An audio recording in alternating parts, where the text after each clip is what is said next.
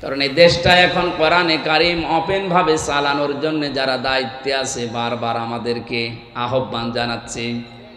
বাংলাদেশের সর্বোচ্চ পর্যায়ে এখন যিনি আছেন, বিশেষ করে গোয়েন্দা বিভাগে খুব ডেঞ্জারাস, 27টার উপরে গোয়েন্দা বিভাগ কাজ করছে দেশে। তার ভেতরে সবচাইতে বড় ভয়ঙ্কর যারা, আমি নাম নিলাম না, একেবারে প্রধান যিনি গত পরশুদিন বলেছিলেন যে হুজুর আমার নাম্বারটা সেভ করে রাখবে। এতদিন পর্যন্ত কোরআনে কারিমের কথাগুলো বলতে গেলে বিভিন্ন বাধা এসেছে, আমরা দেখেছি। এখন থেকে আর কোনো বাধা নেই। যে ফোর্সে আল্লাহ জানিয়েছেন আপনার তাফসির মাহফিলে, ওই ফোর্সে কথা বলবেন। কেউ যদি বাধা দেয় শুধু আমারে জানাবেন, ঠ্যাং ভেঙে কেটে রেখে দেবেন। তো এই জন্য বলছি ওপেনের এই যে সুযোগটা, একটা নিয়ামত, এটা বিশ্বনবী মুহাম্মদুর রাসূলুল্লাহ যতদিন মক্কায় দিন প্রচার করেছিলেন তিনি পরাধীন ছিলেন। মদিনাতে যাবার পরে যিনি ক্ষমতা পাওয়ার পরে যখন আবার প্রচার শুরু করলেন তখন তিনি স্বাধীন। তখন কি দেশটা মক্কা মদিনা খুব বড় না, এই দুইটা শহর ছোটই। আমাদের বাংলাদেশের মতো 14টা বাংলাদেশ জোড়া দিলে যত বড় হবে, পুরা সৌদি আরব ওই রকম বড়। কিন্তু মক্কা মদিনা তো একটা শহর, একটা জেলা, অত বড় না। তো এই হিসাবে মুহাম্মদুর রাসূলুল্লাহ দায়িত্বে ছিলেন মদিনার। কিসের? উনি রাষ্ট্রপতি ছিলেন, রাষ্ট্রনায়ক ছিলেন কোন জায়গার? এতটুকু জায়গার একটা ক্ষমতা পাওয়ার পর তামাম দুনিয়া তিনি কাঁপিয়ে ফেলেছে। এই যে সিঙ্গাপুরের নাম শুনি, আমি কয়েকদিন আগে ছিলাম ওখানে, খুব বড় রাষ্ট্র, বাংলাদেশের চাইতে না, এদিক ওদিকে মিলে সর্বোচ্চ 42-43 কিলোমিটার। তার মানে আমাদের ঢাকা জেলা মনে হয় এদিক ওদিকে মিলে কমপক্ষে 50 কিলো হবে, তার চাইতেও বেশি। এতটুকু একটা দেশ না, তারপরেও তারা তামাম দুনিয়ার ভেতর একটা নাম করেছে না। মুক্ত স্বাধীনভাবে কথা বলার জন্য বড় দেশ দরকার নেই, ছোট দেশই হোক। কিন্তু যে পরিবেশ এখন আমরা ফিরে পেয়েছি, এটা যদি অক্ষুণ্ণ রাখতে না পারি, আবার যদি পরাধীন হয়ে যায়, কোরআন শুধু না, নিজের ব্যক্তিগত কথা বলতে গেলেও 4 বার হিসাব করা লাগবে। সেই হিসাবে যখন একটা মুক্ত জীবন পেলাম, এটা যে কত বড় নিয়ামত, যারা ভুক্তভোগী তারা টের পাচ্ছেন। আমরা যারা অন্তত কথা বলি এই দেশে, তারা আমরা জানছি যে এটা কত বড় নিয়ামত।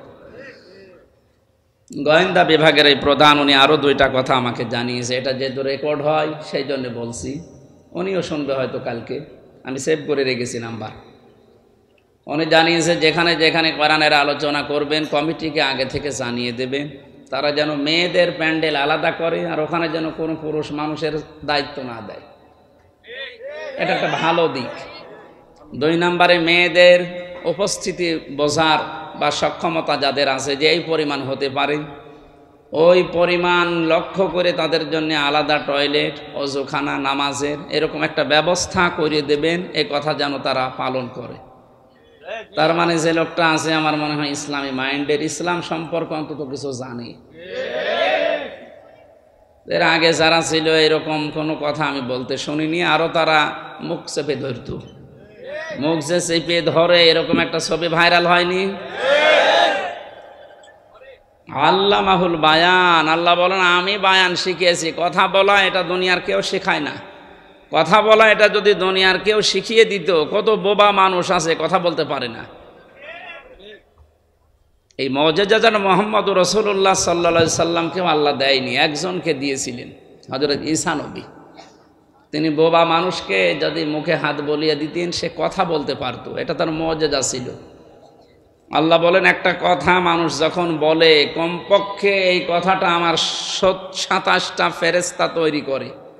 আমরা মনে করছি কথায় আকারে কতটুকু বিষয় বলে ফেললাম না। আল্লামাহুল বায়ান এই আয়াতের ব্যাখ্যা করতে গিয়ে এখন যারা আধুনিক বিজ্ঞান, ওরা জানাচ্ছে মুখের এই কয়েক ইঞ্চি জায়গার ভেতরে 27টা স্তর আছে। একটা কথা তৈরি হতে 27 বার ধাক্কা লাগে, এরপরে শেষ বারে এসে বের হয়। আপনারা টের পাচ্ছেন কি জিনিস আল্লাহ দিয়েছে? উনি যদি এই নিয়ামতটা কেড়ে নিত, আপনি কোনো আদালতে মামলা করে ফেরত পেতেন? বলেন। এখনই তো আপনার শুকরিয়া আদায় করা দরকার এই নিয়ামতের। না, শুধু আলহামদুলিল্লাহ এটা আমি আগেই বলেছি, এটা একটা বাক্য, শুকরিয়া আদায়ের একটা বাক্য মাত্র। কিন্তু এর শর্ত আছে, কেউ যদি কোনো নিয়ামতের শুকরিয়া আদায় করতে চায়, কয়টা শর্ত পালন করা লাগে? 1 নম্বরেই বলা লাগবে যে হ্যাঁ এটা আমার নিয়ামত। এ দেশটা এখন এই যে স্বাধীনভাবে চলাফেরার সুযোগ যারা করে দিল, এটা নিয়ামত, স্বীকার করা লাগবে না? যাদের মাধ্যমে হয়েছে তাদেরকে স্মরণ করার দরকার নেই। নবীজি বলেন, কেউ যদি উপকার করার পরে তার শুকরিয়া আদায় না করে, ও যেন আল্লাহর শুকরিয়াও আদায় করে না। এই জন্য যারা এই কাজ করলেন, আমরা তাদেরকে মন থেকে স্যালুট জানাচ্ছি, ধন্যবাদ জানাচ্ছি এবং দোয়া করছি আল্লাহ শাহাদাতের মর্যাদা যেন প্রত্যেককেই দান করেন যাদের ঈমান আছে। ঢাকাবাসী 2 নম্বরে, ওই নিয়ামতটা সামনে আসার পরে মনের ভেতর একটা আলাদা শান্তি আপনি পাবেন।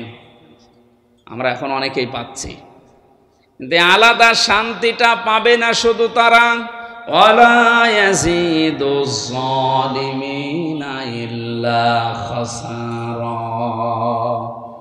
জালেম যারা, তারা কোনো নিয়ামত পাওয়ার পরে শুকরিয়া আদায় করার জন্য মনে আনন্দ পাবে না, ওদের শুধু ক্ষতি বৃদ্ধি হতে থাকবে।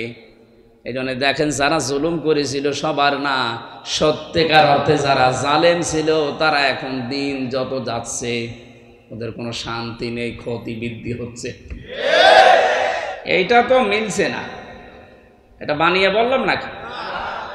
তাফসিরের ভাষা অনুযায়ী এখন এটা খাপের খাপ, মুমতাজের বাপ মিলে যাচ্ছে। যে নিয়ামত বেলির শুকরিয়া আদায় করার দ্বিতীয় মাধ্যম এইটা, যে আপনার মনে একটা আনন্দ আসবে, শান্তি পাবেন একটা। কিন্তু কাফের যারা, জালেম যারা, তাদের জন্য কোনো শান্তির ঘোষণা নেই। ওদের দিন যত যাবে ওদের শুধু ক্ষতি বৃদ্ধি হবে। জালেম যারা ছিলেন তারা নিজেদের পায়ে নিজেরা কোড়াল মেরেছেন, কারণ আপনার দুনিয়াও শেষ, পরকাল তো শেষই। কি হলো বলেন তো, আপনার জুলুম করে নিজের জীবনটা ধ্বংস করে দিলেন। এখন যদি বলেন হুজুর তার জন্য দোয়া করেন, কি করবো দোয়া করি, কারণ জালেমদের জন্য দোয়া করলে কবুল হয় না। জালেমদের জন্য দোয়া করাও নিষেধ। কত বড় ক্ষতি করে ফেললেন আপনি নিজের। এখানে লিখে দিয়েছেন ইসলাহি মাহফিল, সংশোধনের জন্য বলছি। কত বড় ক্ষতি যে হয়ে গেছে আপনার, এই ক্ষতি আর ওঠার মতো না। রব্বুল আলামিন জানিয়েছেন, এই পৃথিবীর জালেমেরা আল্লাহু লা ইয়াহদিল কওমাজ জালিমিন, হে নবী জালেমদেরকে আমি হেদায়েত দেই না, সুতরাং ওর জন্য দোয়া করে আমি হামজা করব কি?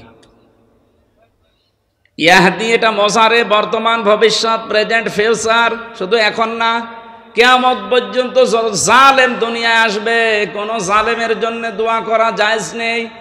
এমনকি জালেমের জন্য দোয়া করলে আল্লাহ কবুল করবে না, হেদায়েতও দেবে না।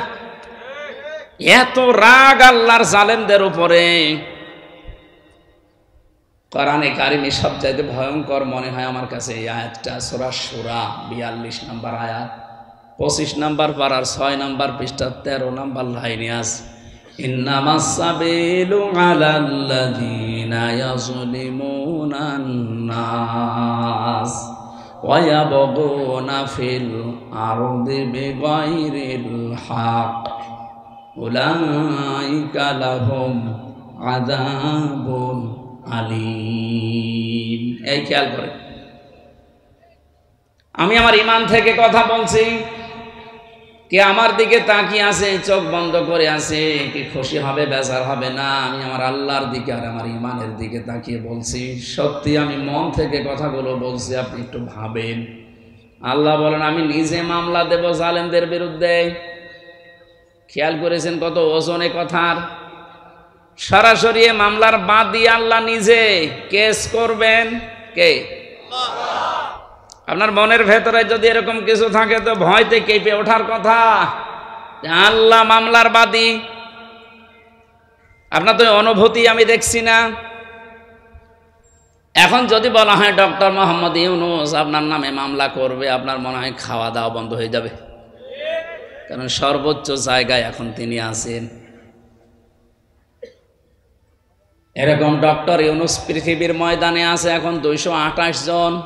কারণ 228টা রাষ্ট্র আছে এই দুনিয়ায়, প্রত্যেকটা রাষ্ট্রের আলাদা একজন প্রধান আছে, না নেই? তার ভেতরে ডক্টর মোহাম্মদ ইউনুস একজন। এই 228টা রাষ্ট্রের একটা রাষ্ট্রের প্রধান যদি আপনার নামে মামলা দেবে, ঘোষণা দিয়ে দেয়, আপনার সব বন্ধ হয়ে যায়। একটু ভাবেন, এরকম ইউনুস 228টা না, আরো যত গ্রহ নক্ষত্র আছে, যত সৃষ্টি আল্লাহর আছে, সবার যিনি হাকিম বিচারক, তিনি বলছে আমি নিজে মামলা দেব। ইন্নামাস সাবিলু আলাল্লাযিনা ইয়াজলিমুনান নাস। কাদের বিরুদ্ধে? ইয়াজলিমুনান নাস। ইয়াজলিমুনা এটাও মজারে, বর্তমান ভবিষ্যৎ, প্রেজেন্ট ফিউচার। নাস মানে মানুষ, যারা মানুষের উপরে জুলুম করেছে এবং করবে। এবার তাম পৃথিবীর সাথে আয়াতটা মিলান। জালেম যারা, তারা হামজার মামলার আসামি না আল্লাহ? কি মনে হচ্ছে বলেন তো? আল্লাহ নিজে মামলা দিচ্ছে, অথচ নিজেই বিচারক তিনি। আলাইসাল্লাহু বিআহকামিল হাকিমিন। সব চাইতে বড় বিচারপতি কে? উনি নিজেই বিচারক, নিজেই মামলা দিচ্ছে, রায় তো উনি দেবে। আপনার কি মনে হয় যে আপনার পক্ষে রায় আসবে? বাদী যিনি, তিনি নিজে বিচারপতি, তিনি মামলা দিচ্ছে নিজে, রায় দেবেন তিনি। কি হচ্ছে এবার বলেন জালেমদের? কত খারাপ বদনসিব, কপাল খারাপ ওই জালেমদের, যারা জুলুম করেছে দুনিয়ায়, এখনো করছে। 2 নম্বরে কাদের বিরুদ্ধে আল্লাহর মামলা? আমার মনে হয় দ্বিতীয় আয়াতের দ্বিতীয় শব্দটা না বললেই ভালো হয়, এটা একটু ঝামেলা আছে। ওয়ায়াবগুনা ফিল আরদি বিগাইরিল হক। পৃথিবী শান্ত হয়ে যাওয়ার পরে আবার যারা বিশৃঙ্খলা তৈরি করার জন্য চেষ্টা চালায়, তাদের বিরুদ্ধে আল্লাহর মামলা। এই 5 তারিখের পর থেকে আজকে 27 তারিখ, এই কয়দিনে কতবার বিশৃঙ্খলা তৈরি করার জন্য অনেকে চেষ্টা চালিয়েছে, এখনো চালিয়ে যাচ্ছে। সুতরাং যারা এগুলো করছেন, আপনার বিরুদ্ধে ডক্টর ইউনুসের মামলা না, আল্লাহর মামলা আপনার বিরুদ্ধে। আপনি এখন সব কিছু সামনে নিয়ে এসে এটা করা লাগবে, ওটা করা লাগবে, তো 15 বছর কোথায় ছিলেন?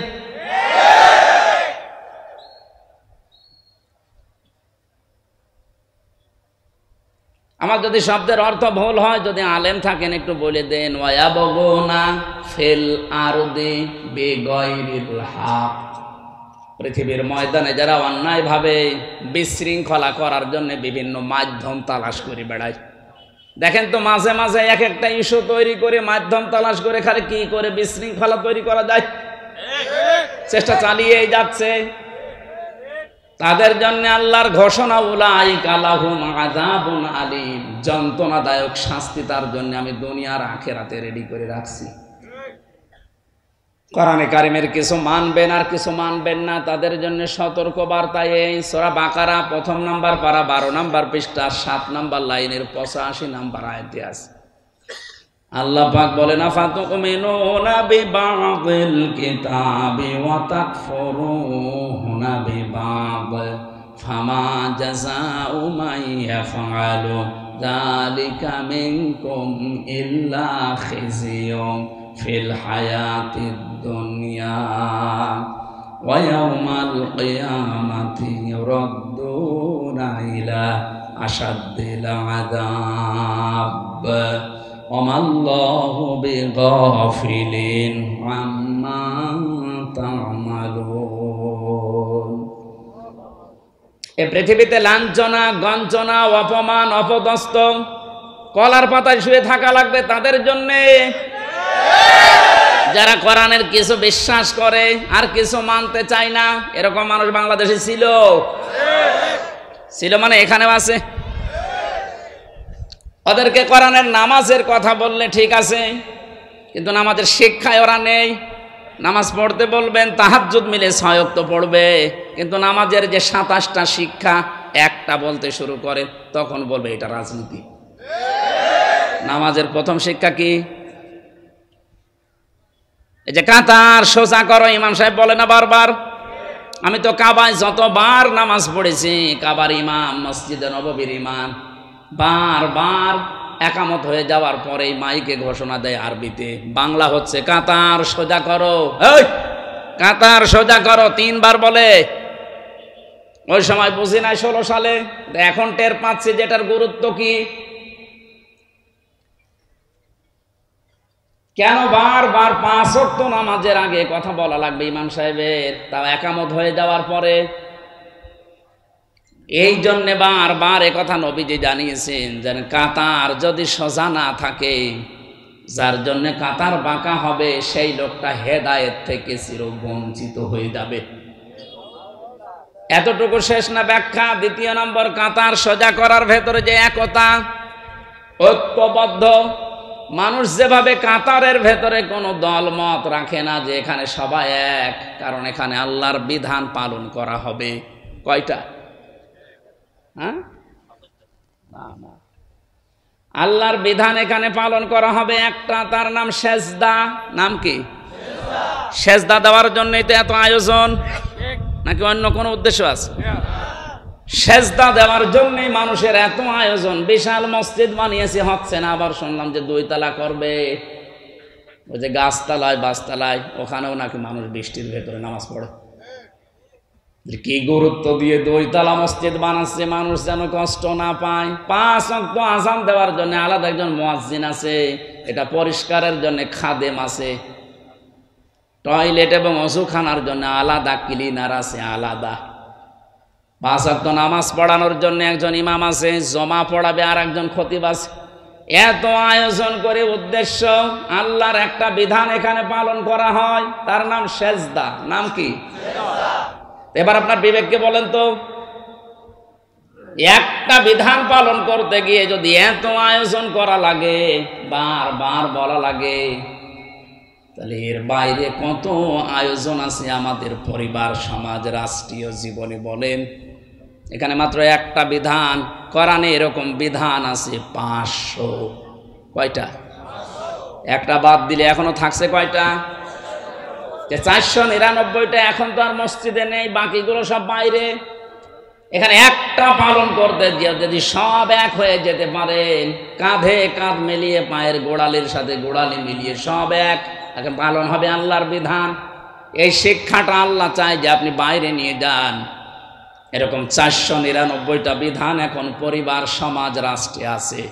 ওইগুলো মানতে গিয়ে যদি কেউ বাধা দেয়, তখন আর কেউ নেই, সব আমরা এক। এই শিক্ষাটা আপনি নিতে চান না? তখন বলেন না, ওইটা আমার দলের লোক না, ওইটা রাজনীতি, ওইটা জঙ্গির কাজ, ও ঝামেলায় আমি নেই। আমি শুধু আছি কি, লা ইলাহা ইল্লাল্লাহ, কাউকে কিছু বলবো না, যে যা করছে করুক গা। এই নামাজের কথা বললে তাও তো আপনি একটু, রোজার কথা বললো হালকা পাতলা মানেন, কিন্তু এই পৃথিবীতে ওই 499টা বিধানও যে দরকার, ওই কথাগুলো বলতে গেলে তখন আপনি বলেন এইটা রাজনীতি, এটা রাষ্ট্রের ব্যাপার। আপনি তো কোরআন বোঝেননি, কোরআন ডিপলি ভাবে নিজে বোঝেনও না। যারা ডিপলি বোঝে তারা বোঝাতে চাইলে আপনি মানেনও না। আপনি তো আবু জেহেল ছাড়া কিছু না। খেয়াল করেন তো, কিছু মানলেন, কোরআনের কথা বিশ্বাসও করলেন, আর কিছু মানেনও না, বিশ্বাসও করেন না, আর উল্টাপাল্টা ধারণা করেন আয়াতগুলোর উপরে। আপনার কি হবে? সূরা বাকারার আয়াত অনুযায়ী আল্লাহ বলেন, তাদের দুনিয়া আর আখিরাতের শাস্তি আমি তৈরি করলাম, লাঞ্ছনা, গঞ্জনা, অপমান, অপদস্থ জীবন। এখন হাড়ে হাড়ে টের পাচ্ছি না আমরা? এতটুকু আল্লাহ শেষ করে দিতে পারতেন। পরের শব্দ তো আরো কঠিন, ওয়ায়াউমাল কিয়ামাতি ইউরাদ্দুনা ইলা আশাদ্দিল আযাব। যারা তাফসীর বসে জিজ্ঞাসা করেন, আশাদ্দুন ইসমে তাফসীর, সুপারলেটিভ ডিগ্রি, এটা ভয়ঙ্কর শব্দ। আল্লাহ বলেন মরণের পরে আমি কিয়ামতের ময়দানের দিকে কঠিন আযাব যেখানে সেখানে নিয়ে যাব। এরপরের শব্দটা আরো ভয়ঙ্কর, আমাল্লাহু বিগাফিলিন আম্মা তা'মালুন। আল্লাহ পাক বলেন, ও বান্দা বান্দিরা, মনে করছো যে আমি কিছু জানি না? তোমাদের সব কাজের কিন্তু খবর, হিসাব আমি আল্লাহ রাখি। ও ঢাকাবাসী, আয়াতটা পড়ার পরে এই জন্যই তো ভয় লাগছে যে জালেমদের কি হবে, ওদের তো দুনিয়া শেষ হয়ে গেছে, আখেরাত তো শেষ। কারণ দোয়া করলেও তো অন্য কোনো মানুষের নামে কবুল হয়, কিন্তু জালেমদের জন্য কোনো হেদায়েত নেই, বঞ্চিত ওরা চির বঞ্চিত করে দিয়েছে আল্লাহ। এই কারণে, কারণ সবচাইতে বেশি খেয়াল রাখে আল্লাহ জালেমের জুলুমের দিকে। এটা সূরা ইব্রাহিমের 42 নম্বর আয়াতের প্রথম অংশে আছে, 13 নম্বর পারা 19 নম্বর পৃষ্ঠা 12 নম্বর লাইনে আছে। ওয়ালা তাহসাবান্নাল্লাহা গাফিলান আম্মা ইয়ামালুজ জালিমুন। আল্লাহ পাক বলেন, কি মনে করো দুনিয়ার মানুষেরা যে আমি জালেমদের কোনো খবর রাখি না, জালেমদের কোনো হিসাব আমার কাছে নেই? আরে বেটা, পৃথিবীর সবচাইতে বেশি খেয়াল রাখে আমি জালেমের জুলুমের দিকে, তীক্ষ্ণ নজর রাখি। এমনিতেই আমার নজর তো তীক্ষ্ণ। আলিমুম বিযাতিস সুদূর সামিউম বাসীর, এত তীক্ষ্ণ নজর। সামনে যেভাবে তোমরা দেখো, আমি আল্লাহ সামনেরটা তো ওইভাবেই দেখি, পেছনেরটাও ঠিক ওইভাবে দেখি।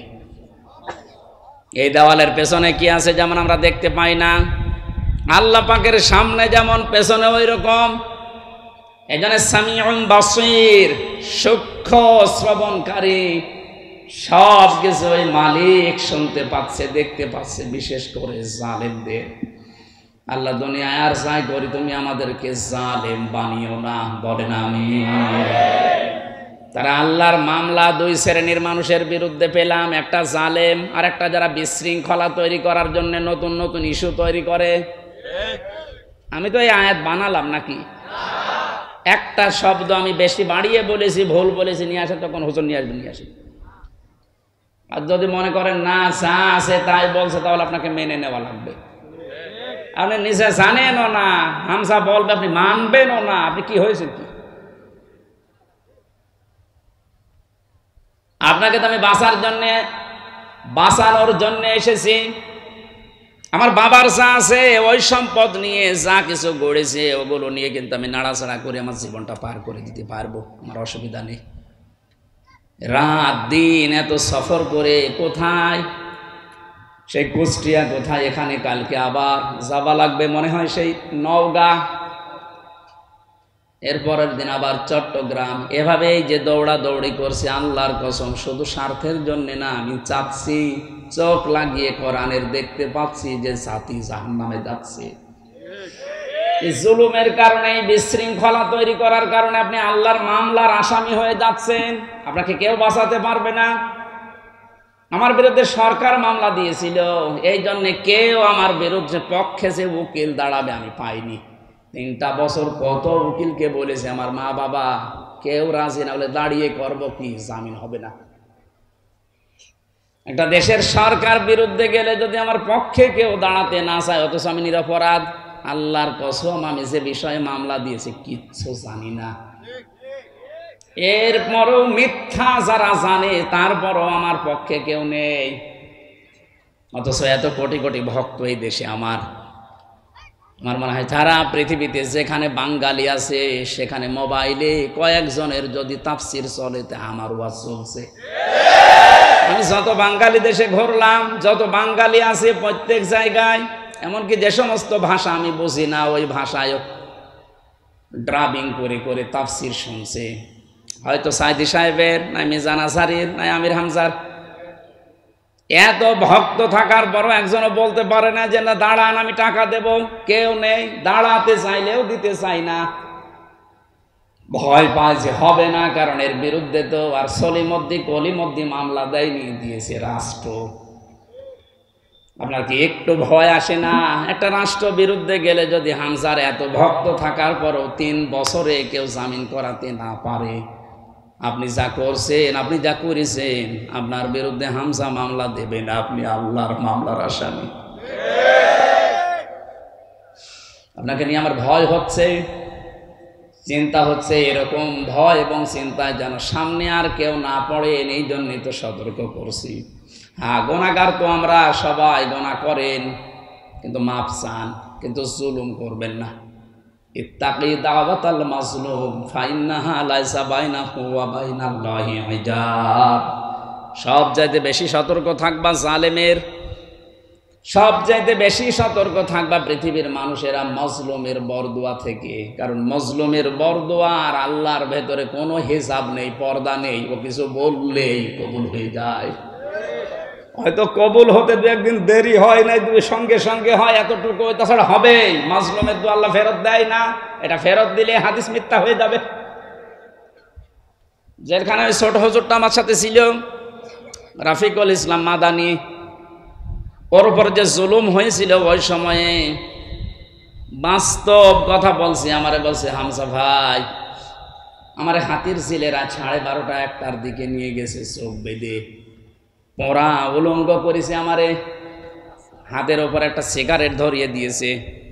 একটা অর্ধ উলঙ্গ মেয়ে লোককে আমার পাশে দাঁড়িয়ে ছবি তুলছে, বলছে এইটা ছেড়ে দেব। যে হুজুরের চরিত্র এইরকম। মোবাইলের ভেতরে উল্টা পাল্টা নাচ গান বিভিন্ন জিনিস ডাউনলোড করে করে ওগুলো ছড়িয়ে দেব যে হুজুরের মোবাইলে এগুলো পাওয়া যায়। এমন অসহায় সময়, কারণ 2টা রাস্তায় ব্লক করা 12:30টার পরে, যেন ইমার্জেন্সি কাজ চলছে, কেউ এখানে না আসে। কি ইমার্জেন্সি কাজ চলছে দেখছেন? মাজলুম কি আমি সেইটা বোঝানোর জন্য এটা বললাম, কারণ এটা আমি শুনেছি ওর কাছে। শেষেও বলছে, এসআইকে জিজ্ঞাসা করলাম যে ভাই আপনারা যা করছেন এটাকে হারুন স্যার জানে? 3 ইঞ্চি হারুন বলছে জানে না, মানে হারুনই তো করাচ্ছে। অথচ রিমান্ডে থাকতেও কত ভালো ভালো কথা আমার সাথে বলছিল, কত ভালো আচরণ দেখাচ্ছিল। তলে তলে যে এত বড় ক্ষতি করবে আমি বিশ্বাসও করতে পারি না। এই জন্য জিজ্ঞাসা করলাম যে হারুন স্যার কি এটা জানে? জানে না মানে উনি করাচ্ছে। যে এত অসহায় আমার কাছে মনে হচ্ছিল ওই সময় যে আমার তামাম পৃথিবীতে মনে হয় আল্লাহ বাদে আর কেউ নেই। কিসের মা বাবা, আত্মীয় স্বজন, দলের লোক সব শেষ। ওই মুহূর্তে দোয়া করেছেন, আল্লাহ আমাকে যেভাবে যা কিছু ওরা দেখেছে, যারা যারা এর সাথে জড়িত, ওদের সব কিছু এভাবে তুমি দেখিয়ে দিও। আল্লাহ যে কবুল করেছে তার প্রমাণই হারুন।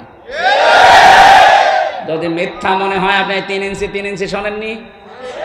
তাম দুনিয়ার মানুষের ভিডিও দেখে ওর এখন বাইরে আসার কোনো কায়দা আছে? বাইরে আসলে তো মানুষ পিটিয়ে মেরে ফেলবে, আর বের হলেই আওয়াজ শোনে 3 ইঞ্চি। কি একটা আওয়াজ বল! মহিলারা পর্যন্ত আওয়াজ দিচ্ছে যে 3 ইঞ্চি। ছোট হুজুরটার মনে হয় অত ইঞ্চি না, কিন্তু এর কি হইল? ওর যদি 1.5 ইঞ্চি হয়, আল্লাহ ডবল করে এর 3 ইঞ্চি দেখিয়ে অপমান একেবারে সর্বোচ্চ পর্যায়ে পৌঁছিয়ে দিয়েছে। এই জন্য সতর্ক থাকবেন, আপনার দ্বারা কেউ যেন মাজলুম না হয়, জুলুমের শিকার না হয়। এটা গুরুত্বপূর্ণ বিষয়। আল্লাহ আমাকে সহ যারা আমরা এখানে এসেছি এই বিষয়টাই খুব সেন্সিটিভ থাকার তৌফিক দেন, বলেন আমিন। আমরা দরুদ পড়ছি, সালাম পাঠাচ্ছি মুহাম্মদুর রাসূলুল্লাহ সাল্লাল্লাহু আলাইহি ওয়াসাল্লামের প্রতি। আজকে যে সূরার কয়েকটা আয়াত পড়লাম, সূরার নাম 3। কি সূরা? বলেন বলেন। 3-এর কয়েকটা ব্যাখ্যা আমি তাফসিরে পেয়েছি।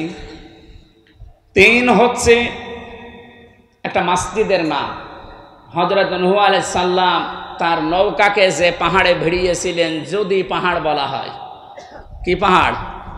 ওই সময় যে বন্যা হয়েছিল বিশাল, ওই বন্যার কারণে নৌকায় চড়ে যেই পাহাড়ে থেমেছিলেন 40 দিন পর, ওই পাহাড়ের নাম হচ্ছে 3। ওই পাহাড়ের নাম কি? ওখানে একটা মসজিদ বানিয়েছে, ওই মসজিদের নামই 3। কোন কোন মুফাসসিরিন ইকরাম এই মতটা দিয়েছেন। কেউ জানিয়েছেন না 3 মানে 3 ফল। 3 মানে কি? এই যে ডোমর ফল বলা হয় বাংলায় যেটা, এইটা, এটার গুণাগুণ কিছু আছে তাফসিরে। কোনো মানুষের যৌবন যদি নষ্ট হয়ে যায়, কোরআন শরীফে এই শব্দটা আল্লাহ 8 বার নিয়েছেন। কয়বার? এই 8টা। ডোমর মানে আমাদের এই আশপাশ জেলায় বা আশপাশ দেশে, যে ভারত, পাকিস্তান, বাংলা, এই ডোমর না, এটা সৌদি আরবে বেশি হয়, মধ্যপ্রাচ্যে। ওই সমস্ত পাহাড় অঞ্চলে যেগুলো হয় বেশি, পাথরের পাহাড়ের ভেতরে এগুলো হয়। এই ডোমর ফল 8টা। আর জাইতুন যেটা জলপাই বলা হয়, এটা পুরা কোরআন শরীফে মনে হয় 11 বারের উপরে ব্যবহার হয়েছে, আমার এখন সঠিকটা মনে আসছে না। যাক, আপনি তাফসিরে এই সূরা 3-এর তাফসির দেখলেই পাবেন। এই ফল এই দুইটা যদি কেউ মধুর সাথে মিশিয়ে খেজুর দিয়ে সকালবেলা খেতে পারে, আস্তে আস্তে তার হারানো যৌবন ফিরে পাবে। তাহলে বুড়ো মানুষ আবার এটা করতে চান। আর এই যে মানিক্কা, এই মানিক্কা যদি খায় তো ও জিনিসই উড়ে গেছে, ও খেয়ে করবে কি? কোনো জিনিস আর নেই, ওরা কোনো অপারেশন চলছে ওই জিনিসে। একটা মানুষকে আল্লাহ কত ধরনের অপমান করতে পারে, এর জীবনী না দেখলে আমরা টের পাতাম না। এটা সুপ্রিম কোর্টের একটা বিচারপতি, তারে যে যা পারছে তিল ঘষে দিতে আছে। একটা মানুষের রাগ কোন পর্যায়ে গেলে এই ধরনের মানুষকে কিল ঘষে দেয়, আবার শুয়ে রেখেছে কল আর পাতার উপর, একটা জাজিম দিলেও তো হয়।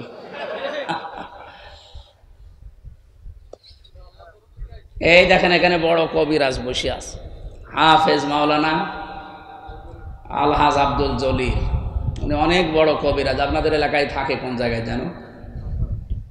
আল্লাহ রাব্বুল আলামিন 3 জাইতুন এগুলোর কসম কেটে কিছু গুরুত্বপূর্ণ জিনিস আমাদের দৃষ্টি আকর্ষণ করেছেন। ওয়াত্তিনি ওয়াজাইতুনি ওয়া তুরি সিনিনা ওয়া হাদাল বালাদিল আমিন।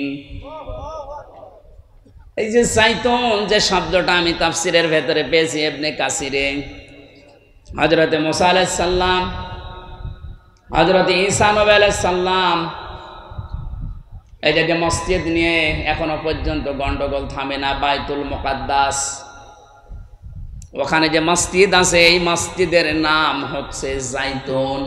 কোন কোন তাফসিরে পেয়েছি আল্লাহ এই সমস্ত কথা কসম দিয়ে দিয়ে বলছিলেন। ওয়াত্তিন এর আগে ওয়া আছে, এটা ওয়ায়ে কসমিয়া। এখানে শিক্ষা কি? আমি যতগুলো তাফসিরে এই ওয়ার সাথে মিলিয়েছি, মুফাসসিরিন کرام লিখেছেন আল্লাহ কসম দিয়েছেন কেন? কারণ যে বিষয়টা উনি বোঝাতে চাচ্ছেন ওই বিষয়টা মানুষের জীবনের সাথে সম্পর্কিত। যে বিষয়ের সাথে সম্পর্কিত আলোচনা আল্লাহ করতে চান ওই বিষয়ের কসম আল্লাহ আগে দেন। মানুষের জীবনের সম্পর্ক যেহেতু সময়ের সাথে, এই জন্য সময়ের কসম দেওয়ার আগে আল্লাহ ওয়া ব্যবহার করেছেন, ওয়াল আসরে, সময়ের কসম। যে বিষয়টা আমি আবার বলছি, উনি যেটা জানাতে চায় ওই বিষয়টার আগে উনি কসম করেন মানুষকে সতর্ক করার জন্যে। আমরাও তো দুনিয়ায় কসম করি বা করব কার নামে? আল্লাহর চাইতে বড় যেহেতু আর কেউ নেই, এই জন্য আমাদের কসম করা লাগবে শুধুমাত্র আল্লাহর নামে, তাছাড়া আর কারো নামে কসম করা জায়েজ নেই। কিন্তু উনি যেহেতু বড়, ওনার চাইতে আর কেউ বড় নেই, ওনারও তো কসম করা লাগছে। উনি কসম করেন তখন এইটা দেখে যে আমি কি বলতে চাই ওই বিষয়টা আগে নিয়ে এসে কসম কাটেন। আল্লাহ পাক এখানে যে কথাগুলো বলতে চাবেন তার আগে এই কসমগুলো দিচ্ছেন মানুষের জীবনের সাথে, এগুলোর সম্পর্ক। 3 মানুষের শরীরের জন্য জাইতুন, মানুষের শরীরের জন্য ওয়া তুরি সিনিনা ওয়া হাদাল বালাদিল আমিন। এই যে তুরি সিনিন, সিনাই পর্বতের কসম। এই সিনাই পর্বতে যে ঘাসগুলো জন্ম নেয় এটা মানুষের শরীরের বহু রোগের উপশম এর ভেতরে আল্লাহ রেখে দিয়েছেন। এই জন্য দুনিয়ায় যত রোগ আছে প্রতিটি রোগের ঔষধ আল্লাহ এই গাছ গাছড়া লতা পাতা এর ভেতরে আছে। এনার মতো খুঁজে বের করা লাগবে। হযরতে মুসা আলাইহিস সালামের ঘটনা পড়লাম এই জায়গায়, তাফসীর আকারে কথা বলছি, এজন্য থেমে থেমে বলছি, আমি সুর দিচ্ছি না। কোরআনে কারিমে হযরতে মুসা আলাইহিস সালামকে আল্লাহ 40 জন নিয়ে গিয়েছিলেন কথা বলার জন্যে। যেই ময়দানে তিনি কথা বলতেন ওই ময়দানটার নাম তুরে সিনিন, সিনাই পর্বত বলা হয়। আল্লাহ পাক নিজে তার সাথে কথা বলার কারণে নামটাই পাল্টিয়ে গেছে কালিমুল্লাহ। মুসার নাম কি? তিনি আল্লাহর সাথে কথা বলতেন। হযরতে মুসা আলাইহিস সালাম যে 40 জন নিয়ে গিয়েছিলেন, এটা এত ঘাড় তেড়া ছিল এরা। ওরা মুসা নবী কথা বলে, বের হয়ে যখন আসে বলে না তোমার এই কথা আমরা বিশ্বাস করতে পারি, আমরা আল্লাহকে দেখতে চাই। আল্লাহ পাকের কাছে হযরতে মুসা আর যে জানালেন আল্লাহ এরা তো তোমাকে দেখতে চাই। আল্লাহ সাফ বলেছিলেন লান তারানি, সম্ভব না। শুধু তারানি বললে অর্থ হয়ে যেত, লাং দিলেন কেন? মুফাসসিরিন ইকরাম লিখেছেন এই পৃথিবীতে কোন সৃষ্টির জন্য তার স্রষ্টাকে এই চোখ দিয়ে দেখা সম্ভব না। অথচ কত ভণ্ড পীর এই বাংলাদেশে আগে ছিল, এখনো আছে, ওরা আল্লাহর সাথে কথাও হয়, দেখাও হয়। এগুলো ডাহা মিথ্যা কথা। লা তুদরিকুল আবসার ওয়া হুয়া ইউদরিকুল আবসার। কোরআন জানাচ্ছে যে এই চোখ দিয়ে কখনো এই দুনিয়ায় আল্লাহর সাক্ষাৎ সম্ভব না, ও পাওয়ারই আলাদা। মুসা আলাইহিস সালামকে আল্লাহ শুধু একটা ঝলক দেখিয়েছিলেন নূরের, উনি পর্যন্ত যারা ছিল সব মারা গেছে আর উনি অজ্ঞান হয়ে পড়েছিলেন। জ্ঞান ফেরার পরে বলে আল্লাহ একটা ক্ষতি হয়ে গেল আমার, এমনি জাতির লোকের আমারে মানতে চায় না, আর এদের ভেতর থেকে আমি নকিব প্রতিনিধি দলপতি এদেরকে নিয়ে এসেছিলাম মাথা মাথা দেখে দেখে, আর এরা এখন মারা গেল। আমি যদি এখন ফিরে যাই আমার দাওয়াত তো নেওয়া দূরের কথা, আমার এলাকায় ঢুকতেই দেবে না, দয়া করে এদের আবার তুমি জিন্দা করে দাও।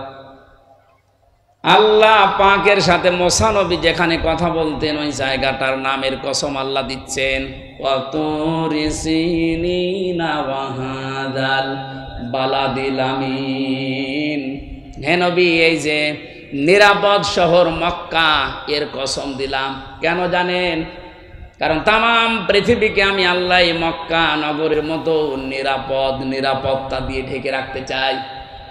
বিশ্বনবীকে যেদিন বিদায় করার জন্য আবু জেহেল সংসদে আইন পাশ করেছিল রানন্না দোয়ায়, ওই দিন মুহাম্মদুর রাসূলুল্লাহকে আল্লাহ উনি যখন বিদায় নিয়ে যাবেন যে পাহাড়ের কাছে তাকিয়েছিলেন কাবা শরীফের দিকে, যে কাবা তোর কাছে থাকার খেদমত করার বড় আশা আমার ছিল, কিন্তু তোর নিষ্ঠুর সন্তানরা আমরা থাকতে দিল না, আমি আবার আসব।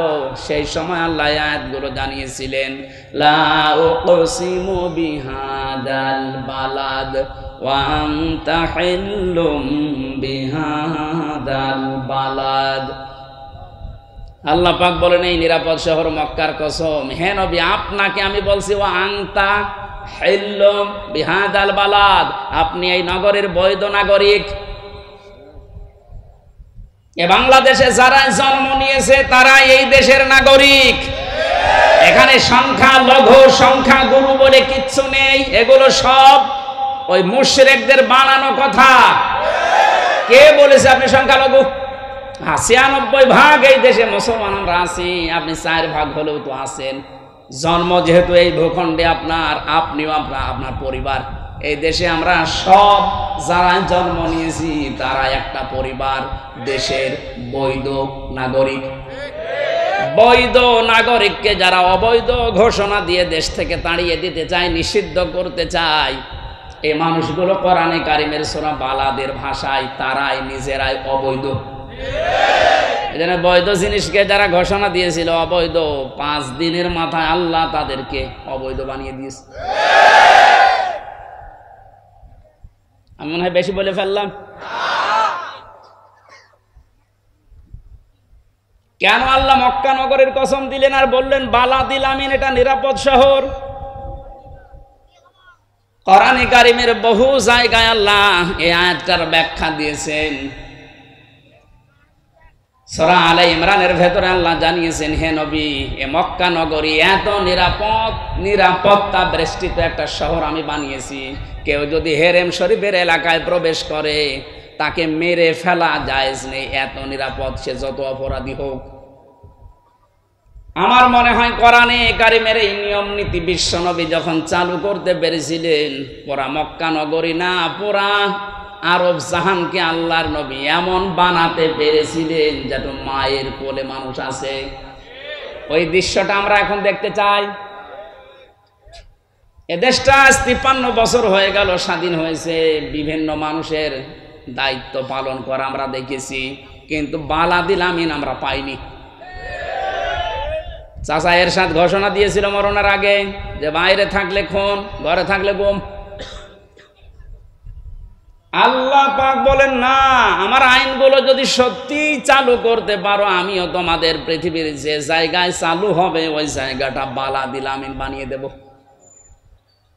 53 বছরে যেহেতু আমরা দেখেছি বাবা চালিয়েছে, স্বামী চালিয়েছে, চাচা চালিয়েছে, বোন চালিয়েছে, ভাবিও চালিয়েছে। এখন শুধু দেখতে বাকি আছে যে কোরআন দিয়ে চললে দেশটা কেমন দেখা যায়। বালাদিল আমিন যদি সত্যি দেখতে চান, আল্লাহর কসম দিয়ে আমি বলতে পারি কোরআনের নিয়ম নীতি যেগুলো আছে 500 আয়াত শরীয়তের বিধান কয়টা, এর ভেতরে সংসদে কায়েম করার মতো আছে 73টা। কয়টা? 73টা ধারা যদি সত্যি আমরা কায়েম করে দিতে পারি, সারা বাংলাদেশটা আমার আল্লাহ বালাদিল আমিন বানিয়ে দেবেন। বিশ্বাস যদি না হয় আপনি কায়েম করে দেখেন। জামাত ইসলামের আমির কয়েকদিন আগে ঘোষণা দিয়েছে যে যারা ইসলামী আন্দোলনকে যারা মনে করেন যে ইসলাম ক্ষমতায় গেলে মেয়েদেরকে বন্দী করে রাখবে, জুজুর ভয় দেখাচ্ছেন, আমাদেরকে আপনি ওই জায়গায় বসিয়ে দেখেন, 5 বছরের ভেতরে বাংলাদেশের প্রত্যেকটা মহিলা বলতে বাধ্য হবে যে কিয়ামত পর্যন্ত এরা যেন আর না যায়।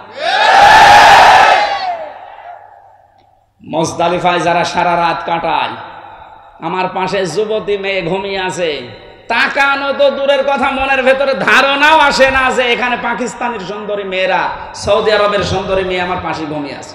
কেন? কারণ আল্লাহর আইন চলছে। কার আইন? ওখানে কোনো পাহারাদার নেই, কোনো বেড়া দেওয়া নেই, কোনো দেওয়াল নেই, কেউ নেই, শুধু আল্লাহ আছে। হাজার হাজার লক্ষ লক্ষ মানুষেরা চাটিয়াল ময়দানে পড়ে আছে। নিজে পরীক্ষিত, নিজে দেখে আসলাম। হাসি যদি এখানে থাকে জিজ্ঞাসা করেন, তারা দেখে যে হাসি না, এটা জিজ্ঞাসা করেন। ওইটা আমরা চাই যে বালাদিল আমিন হিসাবে দেশে ঢাকা শহর থেকে কুষ্টিয়া পর্যন্ত 250 কিলোমিটার একটা মেয়ে, যুবতী মেয়ে হেঁটে চলে যাবে, আল্লাহর ভয় ছাড়া ওর মনের ভেতর কোনো ভয় থাকবে না। সেটার জন্য আল্লাহর বিধান লাগবে। দুনিয়ার কোনো বিধান দিয়ে এটা যে হবে না, তার প্রমাণ আমরা 53 বছরে পেয়েছি। সুতরাং আল্লাহ যেটার ঘোষণা দিচ্ছেন, কসম দিচ্ছেন যে এই নিরাপদ শহরের কসম, বাংলাদেশকেও নিরাপদ শহর বানাতে হলে, আমার অধিকারগুলো আদায় করতে হলে আল্লাহর চাইতে আর কেউ নেই। ওনার বিধানটা নিয়ে আসেন, উনি ভালো জানে যে কিভাবে আপনাকে বানিয়েছেন।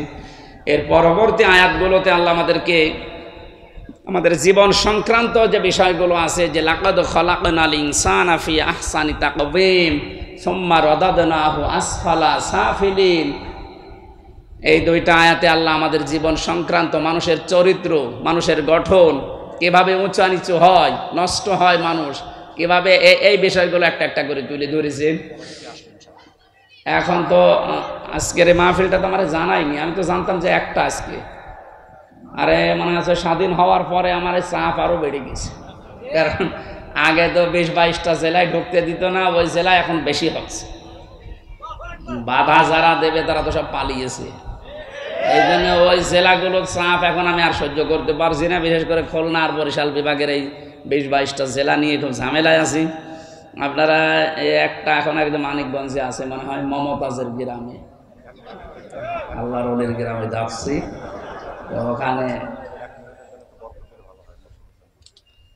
আপনাদের ইমাম সাহেব, এই যে চেহারা দেখলে আল্লাহর কথা মনে হয়, যার চেহারা দেখলে আল্লাহর কথা মনে হয় ওটা একটা অলি।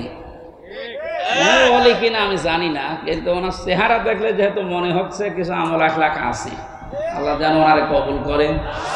ওনার নিজেদের শুধু স্বার্থের জন্য না, এই মসজিদের মানুষের নামাজের জায়গা হচ্ছে না, এই জন্য জমার দিন আমি একবার এসেছিলাম, দেখলাম এই গাছতলায়, এই জন্য কষ্ট করে হলো আপনাদেরকে নিয়ে আপনাদের মসজিদ বানাচ্ছে। ওনার বাড়ি তো সে রংপুরে, আপনাদের নামাজের জন্য এই কষ্ট স্বীকার করেছে, আমাকে দিয়েও বলাচ্ছে। আমি এগুলো পারি না, তারপরও আহ্বান জানাচ্ছি, যা যতটুকু সমর্থ আছে এদিকে একটু লক্ষ্য রেখেন।